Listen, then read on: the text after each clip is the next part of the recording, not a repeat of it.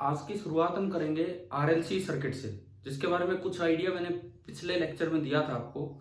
तो आज जो हम पढ़ने वाले हैं, these are forced RLC oscillations या ड्राइवन आरएलसी ऑसिलेशंस। फोर्स्ड या ड्राइवन आरएलसी ऑसिलेशन मतलब बाहर से आपने कोई ना कोई सोर्स लगा रखा होगा।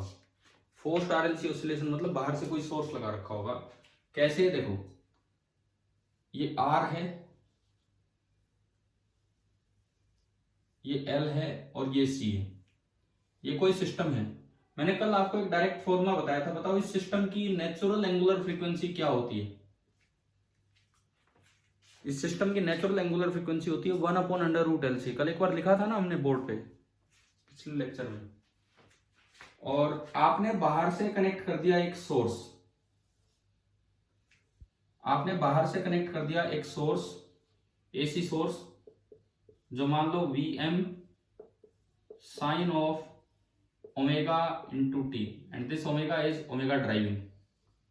ओमेगा ड्राइविंग इज ओमेगा, जो इस सोर्स को, इस सिस्टम को ड्राइव करेगा, चलाएगा, वो है ओमेगा। अब हमें वही है कि करंट निकालना है कि क्या होगा क्या नहीं। तो सबसे पहला मेथड जो हम पीछे यूज करते रहे, फेजर मेथड, उससे ही हम चलेंगे। फिर एनालिटिकल मेथड से बाद में आएंगे। आज वाली क्लास में तो फेजर से ही ये दोनों केसेस और क्वेश्चंस इतना हो पाएगा बाय फेजर मेथड। वैसे मैंने लास्ट टाइम आपको कल बताया था कि आप खुद भी स्टार्ट कर सकते हैं। एक case XL greater than XC और एक case XC greater than XL. इस तरह से मैंने बोला था कि आप ट्राई कर लेंगे। या किसी ने स्टार्ट किया है क्या कोई केस, कोई भी केस? नहीं। किसी भी बच्चे ने किया हो तो बताओ केस फर्स्ट आपने क्या माना है? कोई भी एक बड़ा मान लो XL is greater than XC. Suppose ये माना हमने। एक्सएल ग्रेटर देन एक्सी कब होगा? वो डिपेंड करेगा सोर्स के ओमेगा पे। इसका क्या मतलब है? देखिए, एक्सएल तो होता है ओमेगा इंटू एल और एक्सी होता है 1/ओमेगा इंटू सी। तो यहां से ओमेगा स्क्वायर आ गया ग्रेटर देन 1/LC, और you can say omega is greater then 1/√LC। और 1/√LC मैंने कल बताया था कि वो इस सिस्टम की नेचुरल एंगुलर फ्रीक्वेंसी है, जो हम निकालेंगे आगे आने वाली क्लासेस में, फॉर्मूला डिराइव करेंगे। यानी कि पहला केस आपने लिया कि omega is greater than omega natural. ठीक है, देखो इससे कोई फर्क ही नहीं पड़ता। आप एक केस ले लो, कोई भी केस। अगर आपका मन करे कि मुझे ये लेना है एक्सी ग्रेटर देन एक्सएल, तो बस एक ही तो चेंज होगा, एक्सी ग्रेटर देन एक्सएल। तो ये 1/ओमेगा सी बड़ा हो जाएगा एक्सएल से, ये यूं हो जाएगा, ये यूं हो जाएगा, and omega will be less than omega natural. तो मैंने एक बार आपको दोनों केसेस की शुरुआत बता दी है कि किस तरह से दोनों केस स्टार्ट होने। अब मैं करवाऊंगा एक केस उसके अकॉर्डिंग आप करेंगे। हाँ जी बताओ, कर लोगे इस तरह से जैसे मैं बता रहा हूं? ठीक है। जैसे जैसे हमने आरसी सर्किट पढ़ा, आरसी और आरएल में एक पढ़ा, दूसरा अपने आप हो गया था। आरसी और आरएल में एक पढ़ने के बाद दूसरा अपने आप हो जाता है। ऐसे ही एक केस करने के बाद दूसरा अपने आप होगा। अभी आपने केस फर्स्ट ये बना दिया, चलो इसके अकॉर्डिंग चलते हैं। अगर आप इसके अकॉर्डिंग चलते हैं तो लेट आई बताएं क्या मानना पड़ेगा? लीडिंग करंट माने कि लैगिंग करंट माने? एक्सी बड़ा है एक्सएल से। सर ये 40/642 हमारी क्लास में नहीं है तो सर ये 2-3 बच्चे अलग आए हैं। सर विजेंद्र सर,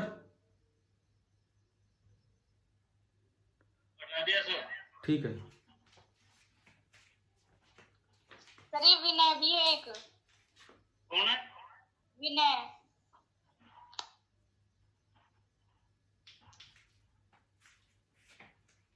चले हम कंटिन्यू करें अब आगे। देखिए, एक्सी ग्रेटर देन एक्सएल, ये वाला केस हम ले रहे हैं। अगर कैपेसिटेंस ज्यादा होता है तो कैपेसिटिव सर्किट का रिएक्टेंस ज्यादा होता है तो it means it is behaving like RC circuit. इसका मतलब है कि ये आरसी सर्किट की तरह बिहेव करेगा। आरसी सर्किट में करंट लीड करता है कि करंट लैग करता है, आप बताएं। आरसी सर्किट में करंट क्या करेगा? लीड करेगा। आरसी सर्किट में करंट लीड करेगा, तो हमने एज्यूम किया कि let I is equal to I M into sine of omega. Same रखना है, ये मैं पिछले 2 क्लासेज में कई बार क्लियर कर चुका कि ये अपनी नेचुरल फ्रीक्वेंसी से ऑसिलेट नहीं करेगा। जब फोर्स्ड ऑसिलेशन होते हैं तो सिस्टम ड्राइविंग फ्रीक्वेंसी से ऑसिलेट करता है, और ड्राइविंग फ्रीक्वेंसी है ओमेगा। तो I is equal to I M into sine of omega t plus some phi naught. ये आपका होगा I is equal to I M into sine of omega t plus some phi naught. हाँ जी, clear हुआ यहां तक? ठीक है। उसके बाद देखें, ये हमने करंट एज्यूम किया। क्यों एज्यूम किया ऐसा, वो आपको समझ में आ गया है इस केस के अकॉर्डिंग। अब जब दूसरा केस आप अपने आप करोगे, तो आप लिखोगे XL is greater then XC। तो बताओ करंट क्या मानोगे? बताते चलो मुझे, बोलिए। अगर XL ग्रेटर देन XC होता तो करंट क्या एज्यूम करते हम?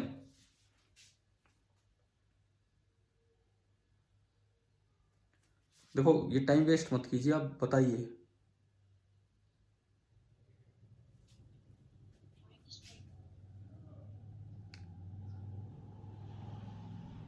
अभी क्लास में से कोई भी बच्चा बोले, इतने स्टूडेंट हैं अभी क्लास में, कोई भी बच्चा बोले कि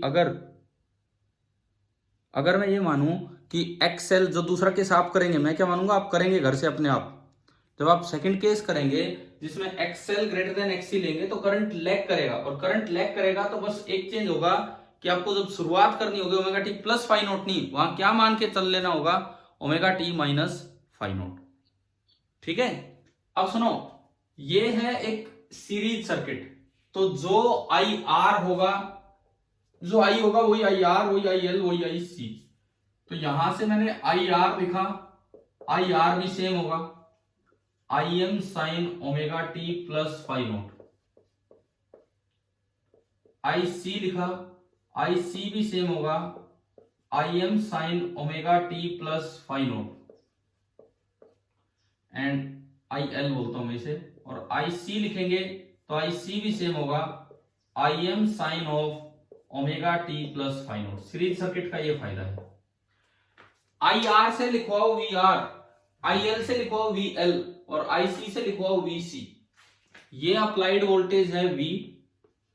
किसी वक्त करंट ऐसे जा रहा होगा, यहां वोल्टेज वी आर, यहां वोल्टेज वी एल, एंड यहां वोल्टेज वी सी, और फिर हम केवीएल लगा देंगे। चलिए पहले आप आई आर से वी आर लिखो, आई आर से वी आर लिखो। कैसे लिखें? पहले मैं तीनों की पीक वैल्यू लिख लेता हूं, आई एल से V L and I C से V C. Voltage across resistor की पीक वैल्यू होती है आई एम इंटू आर। इसकी बोलो आई एम इंटू क्या करें, अगर इंडक्टर के पास लिखना है तो वोल्टेज। बोलो भाई, हम आरएल सर्किट पढ़ चुके हैं, आरसी सर्किट पढ़ चुके हैं, तो अब तो बोलिए आप। सर नहीं समझ रहा, क्या मतलब तुम भोसड़ी वाले हो? हां जी, तू कुछ कुछ भी बता दे, हौले यार ये नहीं समझ रहा हमको सर। क्या सर, तुम भी कुछ भी पढ़ा रहे सर, हो जाओ ये साले गूकाया पकड़ दव्या आकर तुंडा विजेंद्र सर।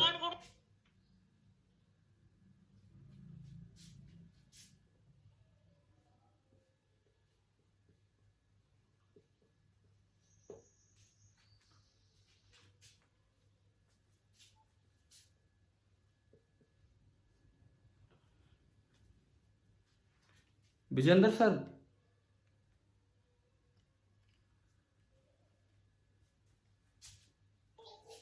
गई सर वो, गया सर वो, कौन लड़की के नाम से था। क्या है इसका, क्या है? चलिए हम कंटिन्यू करते हैं अपना काम आगे।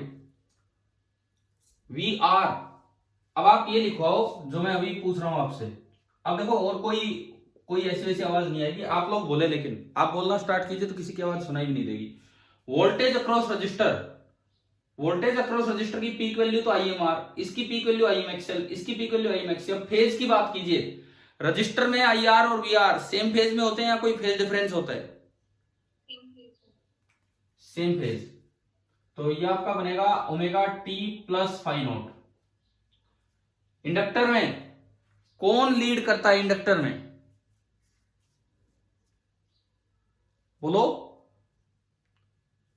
ये बातें तो आज तक अच्छे से याद हो जानी चाहिए थी, 2-3 दिन हो गए काम चलते चलते। आप ढंग से याद कीजिए, कैपेसिटर में करंट लीड करता है और इंडक्टर में वोल्टेज लीड करती है। कैपेसिटर में करंट लीड करता है, इंडक्टर में वोल्टेज। तो इंडक्टर में वोल्टेज π/2 लीड करेगी, तो ये बनेगा omega t plus phi naught plus π/2। और कैपेसिटर में करंट लीड करता है तो वोल्टेज π/2 पीछे चलेगी, तो omega t plus phi naught minus π/2। Omega t plus phi naught minus π/2। हाँ जी भाई, ये बताओ क्या ये लिखने आगे कि नहीं? VR, VL और VC तीनों बोले, कुछ जवाब दें। क्या ये क्लियर है तीनों कैसे लिखे हमने? ठीक है। अब इसके बाद देखो, इसके बाद हम यहां पे KVL लगाते हैं। इस केस में हम KVL लगाते हैं। KVL लगता है इंस्टेंटेनियस वैल्यूज के बीच में।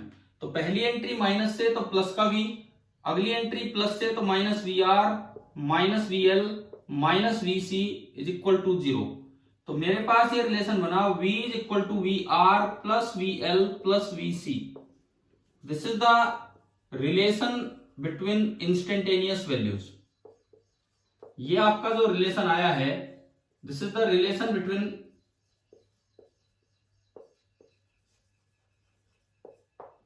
Instantaneous values. इंस्टेंटेनियस वैल्यूज में ये रिलेशन आ गया है, ये वाला रिलेशन। अब इसको हम पहला मेथड लेके चल रहे हैं कि फेजर मेथड से सोल्व करेंगे। तो मेरे पास VR भी है, VL भी है, VC भी है और V भी है। तो मैं अब एक इक्वेशन बना के इसको फेजर से सोल्व करता हूं। मैं बोर्ड क्लियर कर रहा हूं, डायग्राम वगैरह देखो। आप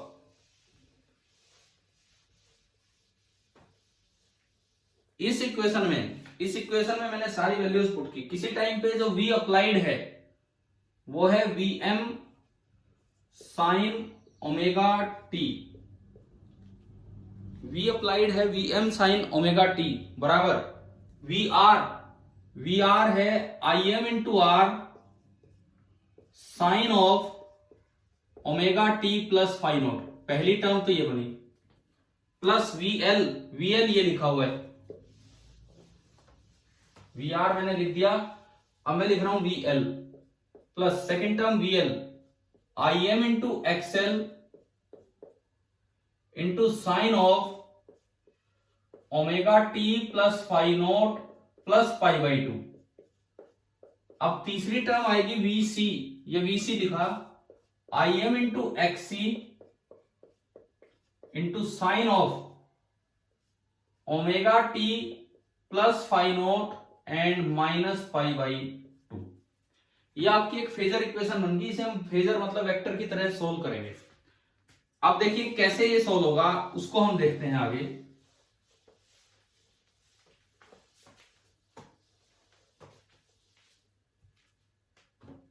देखिए कैसे सोल्व होगा, इसको देखते हैं, सीखते हैं। हम यूं पढ़ते थे कि इसको मान लीजिए वेक्टर A, इसको मान लीजिए वेक्टर B, इसको मान लीजिए वेक्टर C और ये आपका रिजल्टेंट वेक्टर R। इस तरह से आप बना के इसे सोल्व करेंगे। अब इसमें सोल्व करने में एक आप मानते हो रियल एक्सिस, एक इमेजिनरी एक्सिस। ये आपने दो एक्सिस बना दिए। t बराबर 0 पे एट t इक्वल टू 0 आप फेजर बनाए तीनों के। पहले A का फेजर, A वेक्टर, जो A वेक्टर A फेजर बनेगा उसका इनिशियल फेज है फाई नॉट, उसका इनिशियल फेज है फाई नॉट। तो फाई नॉट एंगल पे जाके, फाई नॉट एंगल पे जाके जितना इसका एम्पलीट्यूड है उतना उसका मैग्नीट्यूड होगा। तो आपने एक वेक्टर बना दिया Im इंटू R। ये आपका पहला फेजर बना। अगला जो फेजर बनेगा वो फाई नॉट प्लस π/2 पे जाके बनेगा। तो फाई नोट में पाई बाई 2 और जोड़ दीजिए, फाई नोट में पाई बाई 2 और आपने जोड़ा, ये आपका बना दूसरे वाला फेजर।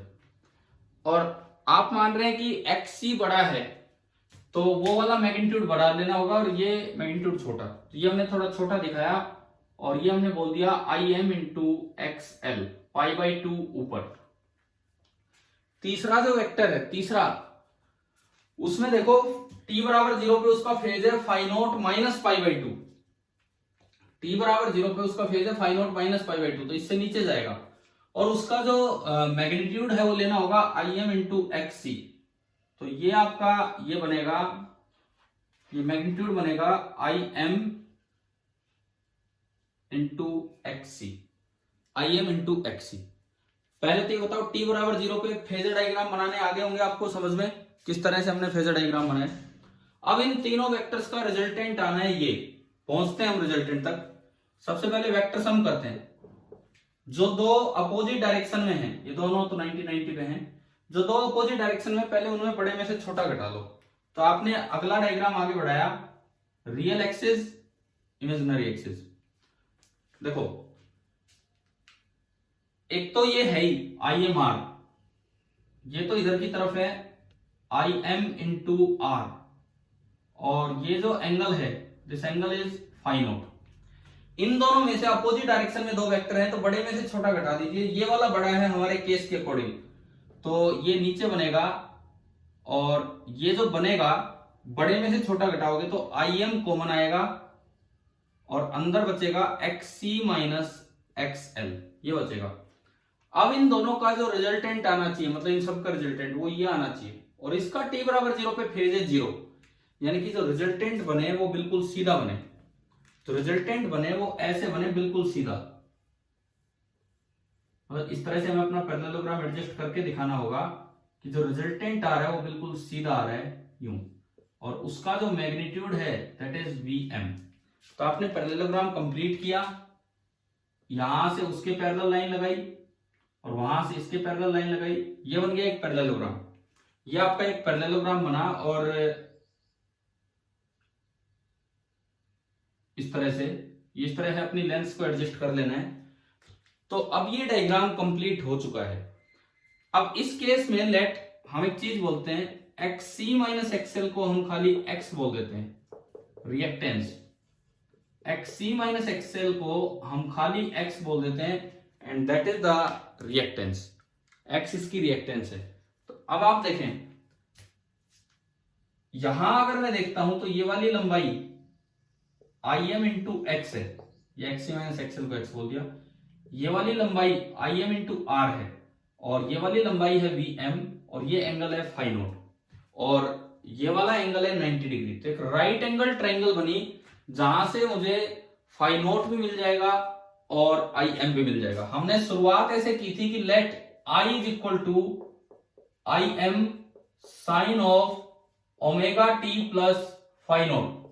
हमने शुरुआत ऐसे की थी कि let I is equal to I M sine of omega t plus phi naught. ये तो नॉन था, एक तो ये चीज अननोन थी फाई नोट और एक ये चीज अननोन थी आई एम। तो फाई नोट और आई एम अब इस ट्राइंगल से आपको दिख रहे हैं। इस ट्राइंगल से कैसे? आप पाइथागोरस लगाएंगे तो इक्वेशन बनेगी V M square is equal to I M into R का square plus I M into X का स्क्वायर। और यहां से अगर आई एम निकालोगे तो आई एम आएगा V M upon under root of R square plus X square और R square upon X square को हम जेड बोल देंगे तो आई एम आ जाएगा वी एम अपॉन जेड। ये बिल्कुल वही केस हो गया जैसे आपका आरसी सर्किट था, उसमें एक्स सी था, या एक्स सी की जगह एक्स है, where X is X C minus XL, बिल्कुल सेम। मतलब एक्स सी को रिप्लेस कर दिया एक्स सी माइनस एक्सएल से और कुछ नहीं। अच्छा ये तो आई एम आया। दूसरी बात, टेन फाई नोट अगर आप इस ट्राइंगल में लगाएंगे टेन फाई नोट, तो टेन फाई नोट है परपेंडिकुलर अपॉन बेस, तो ये आपका होगा I M into X divided by I M into R. I m से आई एम गया और उसी तरह से फाई नोट निकल आया tan inverse of X by R. उसी तरह से फाई नोट आ गया tan inverse of X by R. मतलब जैसे उसमें tan इनवर्स XC/R आया था, यहां पे आ गया tan इनवर्स XY/R। शायद आपको फेजर डायग्राम और ये सॉल्यूशन क्लियर हुए होंगे कि किस तरह से पहला केस चला है जब XC बड़ा है XL से।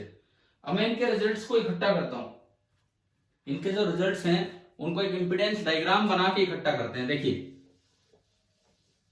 तो सबसे पहले हम बनाए एक इंपीडेंस डायग्राम, बिल्कुल वैसा ही बनेगा इंपीडेंस डायग्राम, बिल्कुल सेम वैसा ही। कैसा, देखिए ये लेंथ R, ये लेंथ X हो जाएगी जो कि फिलहाल है XC माइनस XL रिएक्टेंस, ये Z और ये फाई नोट। पहला रिजल्ट Z बराबर under root R square plus X square, इसको हमने Z बोल दिया। दूसरा रिजल्ट tan फाई नोट बराबर X/R। तीसरा result power factor cos phi naught again R/Z। Diagram वगैरह ये हो गए हैं, और एवरेज पावर कंज्यूम अगर पूछी जाए तो वही निकल के आनी है जो प्योरली रेजिस्टिव सर्किट में होती थी, Im square R/2। Average power जो आनी है वो सिंपली वही निकल के आनी है, Im स्क्वायर इंटू R/2। कैसे, अब देख लीजिए इसे।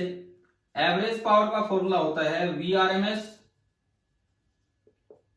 Into Irms into cos phi naught. Vrms को आप लिख सकते हैं Vm/√2, Irms को लिख सकते हैं Im/√2 and cos phi note R/Z। अब अगर आप ये वाला रिलेशन यूज करें, Vm की जगह में लिख सकता हूं Im इंटू Z, तो Vm की जगह मैंने लिखा Im/√2 हो गया, एक Im और है और एक R/Z है, Z से Z गया तो सेम फॉर्मूला निकल के आ गया एवरेज पावर का, Im square R/2। Same formula निकल के आया Im स्क्वायर इंटू R/2। ये आपका एवरेज पावर निकल के। तो ये हमारा पहला केस हुआ when XL is greater then XC, और उसमें हमने सारे रिजल्ट्स और किस तरीके से चीजें देखनी है वो सब हमने देख लिया। एक चीज पे ध्यान रखना, कल मैंने एक और चीज आपको बताई थी, time lag between voltage maximum and current maximum. Time lag कैसे निकालोगे, time lag between voltage maximum and current maximum, phi naught आ गया तो वो जो टाइम लैग होगा that will be phi naught by omega. कैसे आया था, कल समझाया था, आप याद रखना ये चीज कि किस तरह से ये निकलता है। चलिए केस सेकंड भी मैं करवा देता हूं इसमें। केस सेकंड हमने ये अभी किया, केस फर्स्ट, ठीक है। अभी मैं आपसे बात तो कर नहीं पा रहा हूं कितना आपको समझ में आया कितना नहीं आया है, तो मैं केस सेकंड भी करवा ही रहा हूं ताकि दोनों केसेस के बाद कुछ तो क्लियर हो कि ये क्या है। फेजर मेथड से हम अभी सोल्व कर रहे हैं, फेजर मेथड से।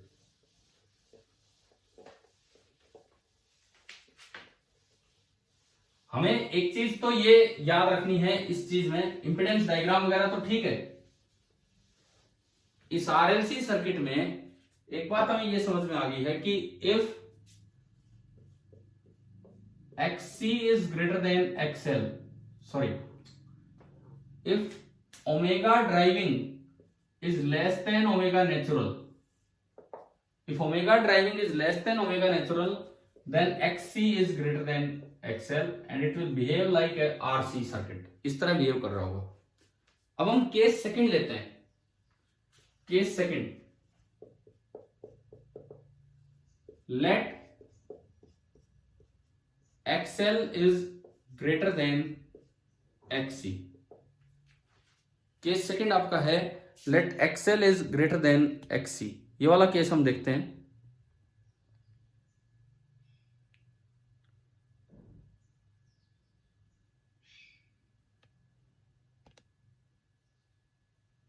अभी अगर आप बोल पाते तो ज्यादा बेटर होता, क्योंकि ये पूरा केस मैं आपसे ही करवा देता अभी ना, जिस तरीके से भी। विजेंद्र सर,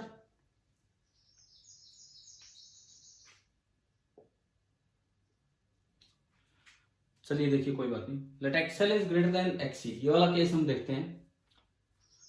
इस केस में पहली बात, the circuit will behave like inductive circuit. Inductive circuit का मतलब है कि करंट इज लैगिंग। अगर करंट लैग करेगा तो इसका मतलब आपको करंट ऐसे एज्यूम करना पड़ेगा, I is equal to Im sine of omega T minus phi naught, ये आपको एज्यूम करना पड़ेगा। सर्किट वही है। ऐसा कब होगा एक बार ये भी देख लेते हैं। एक्सएल होता है omega L, omega L is greater than omega C, sorry 1 upon omega C, omega L is greater than 1 upon omega C, it means omega square is greater than 1 upon L C, और you can say omega is greater than 1 upon under root L C, और वो उस system की natural frequency होती है। तो ये case तब है जब omega driving, omega natural of the system, ऊपर आरएलसी सिस्टम है और नीचे सोर्स लगा है ड्राइविंग सोर्स, उससे बड़ा हो, यानी कि इस केस में एक्सएल बड़ा हो जाएगा एक्ससी से। एक चीज तो हमें ये याद रखनी है, एक चीज तो हमें ये याद रखनी है कि अगर सोर्स की ड्राइविंग फ्रीक्वेंसी कम है सिस्टम की नेचुरल फ्रीक्वेंसी से तो ये कैपेसिटिव की तरह बिहेव करेगा, सोर्स की ड्राइविंग फ्रीक्वेंसी ज्यादा है सिस्टम की नेचुरल फ्रीक्वेंसी से तो ये इंडक्टिव की तरह बिहेव करेगा। और इक्वल टू जब हो जाए वो एक स्पेशल केस होगा, जब हम सोर्स की फ्रीक्वेंसी को सिस्टम की फ्रीक्वेंसी से मैच करा देते हैं, उसे ही रेजोनेंस बोलते हैं, जो +1 में पढ़ा था। वो तो एक स्पेशल केस होगा, वो हम बाद में पढ़ेंगे। पहले ये दो केसेस आज की क्लास में कवर करते हैं, ये दोनों ढंग से पढ़े और इन पे क्वेश्चन किस तरह से होगा। अब देखो, ये आपने करंट एज्यूम किया, अगर ये करंट है तो यही करंट तो रजिस्टर में होगा, सेम यही करंट तो रजिस्टर में होगा, सर्किट वही हमारा RLC omega T minus phi naught, same यही करंट इंडक्टर में होगा I M sine omega T minus phi naught, और सेम यही करंट कैपेसिटर में होगा I M sine omega T minus phi naught. तीनों में अगर आपको करंट पता लग गया तो तीनों की वोल्टेज भी लिखना आसान है, वी आर, यहां से वी एल एंड यहां से वी सी। पहले मैं लिखूं पीक वैल्यू, पीक वैल्यू इसकी तो होती है आई एम आर, इसकी पीक वैल्यू होगी I am into x L, और इसकी पीक वैल्यू होगी आई एम इंटू एक्स सी। अब आता है कि साइन के आगे क्या लिखा जाएगा, साइन के आगे जो फेज होगा वो क्या होगा, तो अब तो एक बार में आपको याद होना चाहिए आई आर और वी आर सेम फेज में होते हैं, तो यहां तो omega T minus phi naught ही रहेगा। इंडक्टर में वोल्टेज लीड करती है तो यहां होगा omega T minus phi naught plus pi by two, और कैपेसिटर में करंट लीड करता है तो वोल्टेज पीछे चलेगी, तो omega T minus phi naught minus pi by two, ये पीछे चलेगी, तो ये आपका बना। तो ये आपने तीनों चीजें यहां पे लिख दी हैं। इसके बाद देखिए, इसके बाद आप केवीएल लगाएंगे इंस्टेंटेनियस वैल्यूज में, तो वो ही इक्वेशन बनेगी V is equal to V R plus V L plus V C. मैं जब V की वैल्यू पुट करूंगा तो V तो जो अप्लाइड वोल्टेज है that is V M sine omega t is equal to V R I M R into sine of omega t plus phi naught, V L I M XL into sine of omega t plus phi naught minus pi by two, ना sorry plus pi by two, और ऐसे ही तीसरी term बनेगी plus V C I M into X C into sine of omega T minus phi naught plus pi by two. ये आपके उसी तरह की फेजर इक्वेशन बन गई जिसे हम फेजर से सोल्व कर लेंगे। अब इसको मैं नाम दूंगा वेक्टर आर, ये रिजल्टेंट होगा, ये पहला वेक्टर ए, ये दूसरा वेक्टर बी, और ये तीसरा वेक्टर पूरा सी। फेजर बोलेंगे हम इसे, ज्यादा क्लियर नाम। तो अब फेजर डायग्राम से इसका सॉल्यूशन करते हैं, ये जो एबीसी बने हैं फेजर डायग्राम से हम इसे सोल्व करते हैं।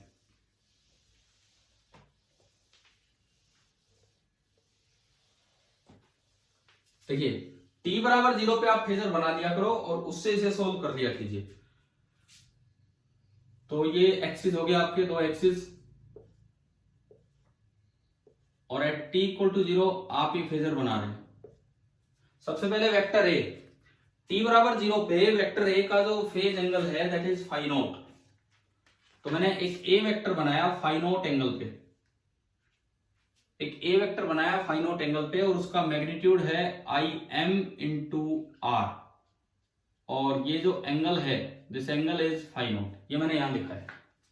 उसके बाद मैंने दूसरा वेक्टर बनाया B, omega t plus phi naught plus pi by two, इससे भी 90 डिग्री ऊपर और बड़ा बनेगा क्योंकि एक्सएल बड़े वाला केस हम ले रहे हैं, तो इसका मैग्नीट्यूड हो गया आई एम इंटू एक्सएल, और इससे भी 90 डिग्री ऊपर। और तीसरा केस, ये मुझे लगता है वीसी हमने यहां पे गलत लिखा है, यहां मेंशन गलत किया है। करंट से वोल्टेज कैपेसिटर में π/2 पीछे चलती है, करंट से वोल्टेज कैपेसिटर में π/2 पीछे चलती है, तो यहां -π/2 आएगा। जो भी ये तो प्लस ही था, एक बार दोबारा देख लीजिए अगर पीछे कोई गलती हुई हो तो उसमें। आईसी तो वही है, आईसी तो वही है लेकिन करंट वाला, शिट, हम कौन सा केस ले रहे हैं मैं दोबारा बताता हूं आपको। हम कौन सा केस ले रहे हैं, हम ये मान के चल रहे हैं कि XL is greater than XC, तो करंट आपने माना I M sine of omega t plus phi naught minus phi naught, क्योंकि पीछे होगा। इससे आपको आई आर लिखना है, वो भी होगा I M into sine of omega T minus phi naught, same. I C लिखना है, आई एल लिखना है, I M into sine of omega T minus phi naught, and I C लिखना है I M into sine of omega T minus phi naught. अब सुनो, ये phasor diagram दोबारा बनेगा। इस आई आर से आप वी आर लिखोगे, आई आर से V R, peak value I M R, और ये फेज बिल्कुल सेम। आई एल से वी एल लिखोगे, peak value I M XL, और फेज π/2 आगे होगा वोल्टेज का। आईसी से वीसी लिखोगे, peak value I M XC into sine of, जो फेज होगा करंट से π/2 पीछे होगा, तो omega T minus phi naught minus π/2। अब जो आपकी इक्वेशन बनेगी केवीएल लगा के, वो ये इक्वेशन बनेगी V मतलब Vm साइन ओमेगा टी बराबर, पहली चीज ये VR I M R sine of omega T minus phi naught, पहला वेक्टर, प्लस दूसरा phasor I M XL into sine of omega T minus phi naught plus π/2, तीसरा phasor I M into XC into sine of omega T minus phi naught minus π/2। ये आपके 3 phasor बने, और आपको इन तीनों का सम करना है। अब फेजर डायग्राम बनाएंगे t इक्वल टू 0, वहां से हम ये सम लेके चलेंगे, किस तरह से बनेगा ये देखते हैं। At t equal to 0, t equal to 0 पे आपने 2 एक्सिस बनाए। पहला वेक्टर उसका फेज है omega T minus phi naught, तो t बराबर 0 पे माइनस फाइ नोट बनेगा, तो ये नीचे बनेगा। पहला जो वेक्टर बनेगा ये थोड़ा नीचे बनेगा, फाइ नोट नीचे, और कितना बनेगा आई एम इंटू आर। दूसरा जो वेक्टर आई एम एक्सएल है प्लस π/2 पे ऊपर जाएगा और बड़ा होगा क्योंकि एक्सएल बड़ा है, ये आपका बनेगा आई एम इंटू एक्सएल, और ये π/2 ऊपर है। तीसरा जो वेक्टर बनेगा वो आपका बनेगा नीचे, π/2 नीचे, और वो आपका हो जाएगा आई एम इंटू एक्ससी, और ये आपका होगा π/2 नीचे, आई एम इंटू एक्ससी, और ये π/2 नीचे। इसके बाद आप वैसे ही वेक्टर सम करके इसे कंप्लीट करेंगे, बिल्कुल उसी तरीके से आप वेक्टर सम करके इसे कंप्लीट करेंगे, और वहीं से इंपीडेंस ट्रायंगल बना लेंगे, और यहां से जो x बनेगा this will be equal to XL minus XC, और सारे रिजल्ट्स खुद ब खुद आप ट्राई करेंगे, जो भी आपका इस वाले केस में होगा वो। ठीक है, अब मैं आपको इन पे करने के लिए एक क्वेश्चन दे रहा हूं, उन्हीं वैल्यूज को दोबारा से लेते हैं जो हम पीछे लेके चलते रहे, उन्हीं वैल्यूज को, ताकि क्वेश्चन से आप समझे कि भाई क्या होना है और क्या नहीं होना है इस केस में।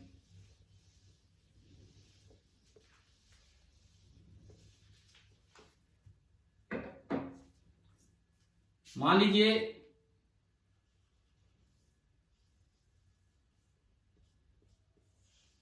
ये एक सर्किट आपने लिया,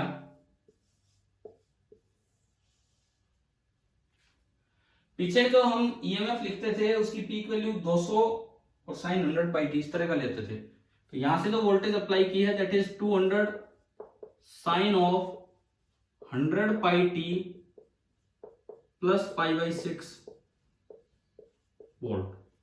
यह आपने वोल्टेज लगाई। जो हम रेजिस्टेंस लेते थे वो 100 ओम ही लेते थे, वही मैं वैल्यू दे रहा हूं सारी। ये 100 ओम, ये 2 बाई पाई हेनरी और ये 100 अपॉन पाई माइक्रो फेराड।